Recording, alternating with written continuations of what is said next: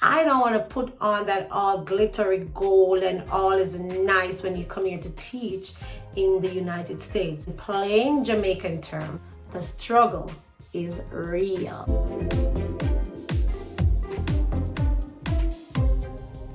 Hey guys, and welcome back to my channel. Today I want to share with you 5 things I wish I knew before I came to teach here in the United States. Now, in my previous videos, I shared with you steps on how to get that American teaching job and also some of the advantages of teaching here in the United States.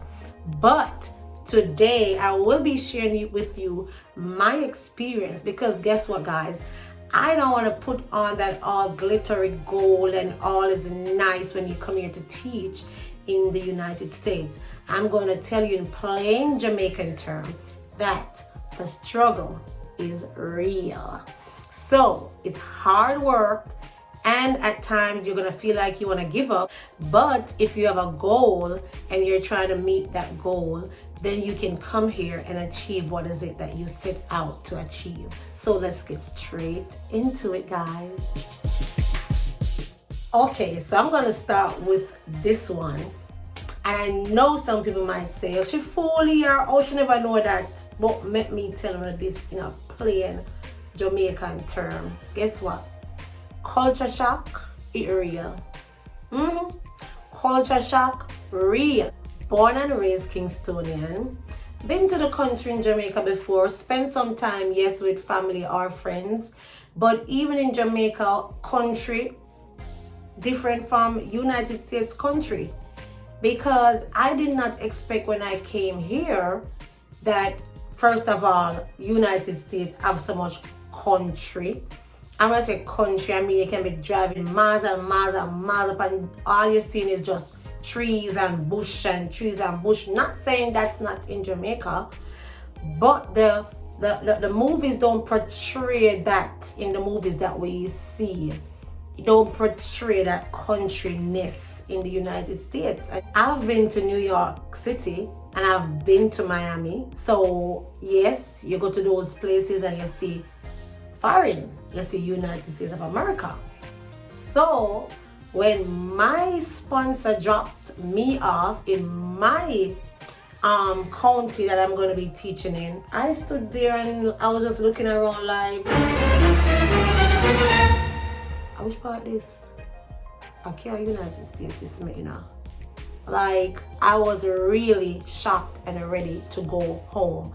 And I'm serious, because I did not, for the life of me, did not expect it to be that deep rural.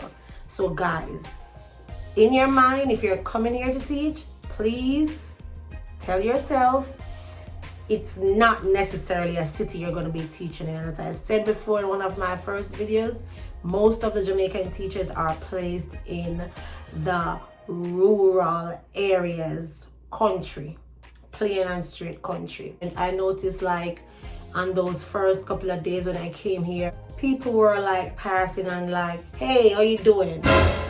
You see me, yeah? You know him? Hey, how you doing, ma'am? But that's just their culture. They greet everybody. And you know the culture is going to include their food, how they prepare their meals. It's different from what we're used to in Jamaica.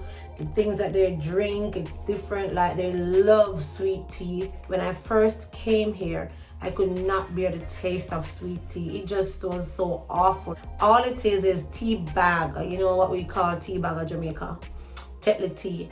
While we drink it hot with our sweetened condensed milk, they drink it cold. So imagine me coming here and them I give me juice and give me sweet tea, and me I think say, it tastes bad, I'm not lie. But after a while you get to acquire the taste of it. Like now I can drink. Another thing I wish I knew before I came here was that after you get here and you are given an international teaching license, in order for you to continue teaching after you're finished working with your program sponsor, if a next school district decides to sponsor you, you will need to take their test to get your license. And their test is called the praxis. And let me tell you this, it's not easy. My experience, others might say it was easy, but it was not easy for me. A lot of teachers complain that it's not easy. Even American teachers complain that the praxis, it's not easy. You have to do praxis in the content area that you're teaching. Like I'm early childhood, so you have to do praxis in early childhood. And then after you do that praxis, then you need to do the PLT, which is the principles of learning and teaching, also in early childhood. That's something I wish I knew.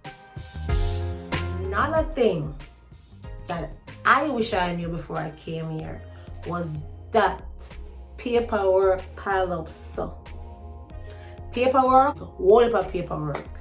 We don't do as much paperwork in Jamaica as we do here in the United States.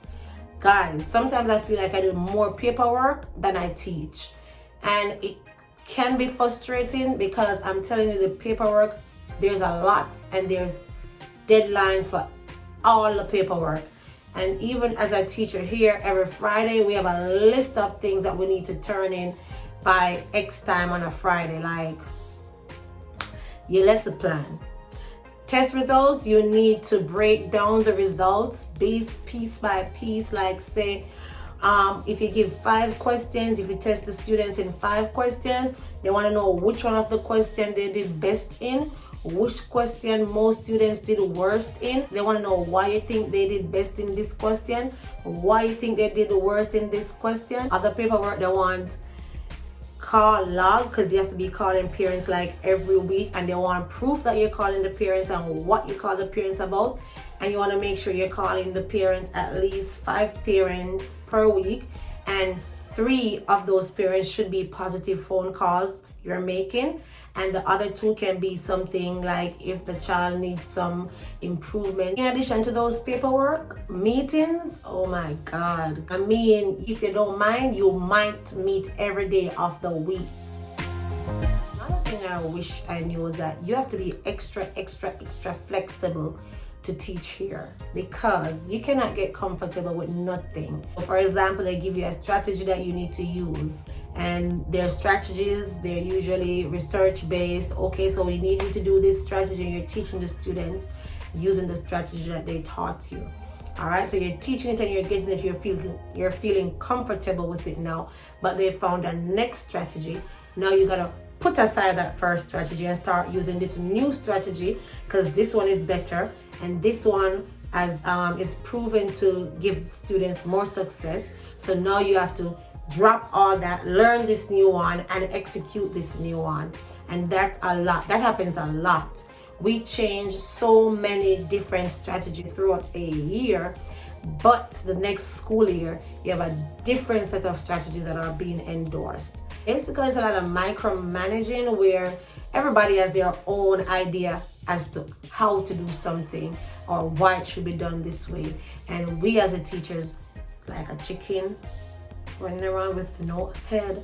Whatever the changes are, you just have to go with the flow and change your thing to meet the requirements that they're given. What I found is that from all the changes and all the stuff like that, it has helped me to become more rounded, more flexible, more adaptive, and not so clingy to one strategy, because I know it can change at any minute.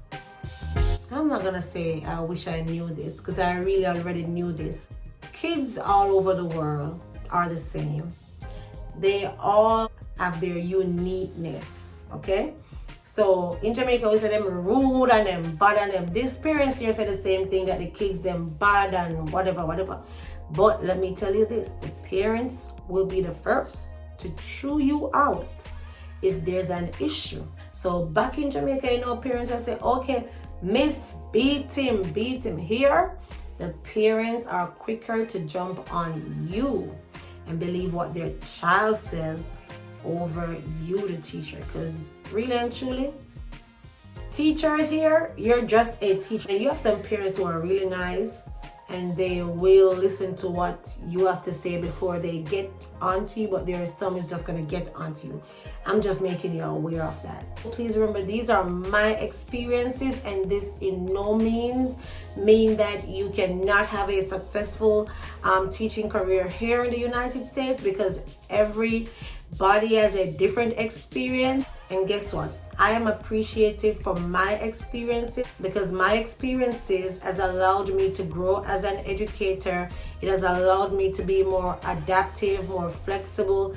It has allowed me to become so aware of what is happening with my kids. I'm so appreciative of some of the strategies, like, analyzing my students' results and seeing where is it that they need more help, and finding strategies to help my students, because now I find that I'm always digging and searching for more to get my kids where they need to be. And some of the strategies that I've learned since I've been here plays a big part in me pushing to find more help for my students. So yes, it's a lot, but guess what? It's also going to make you better as a teacher. So see you next time. Please remember to like and subscribe to this channel if you'd like to hear more about my experience teaching here in the United States.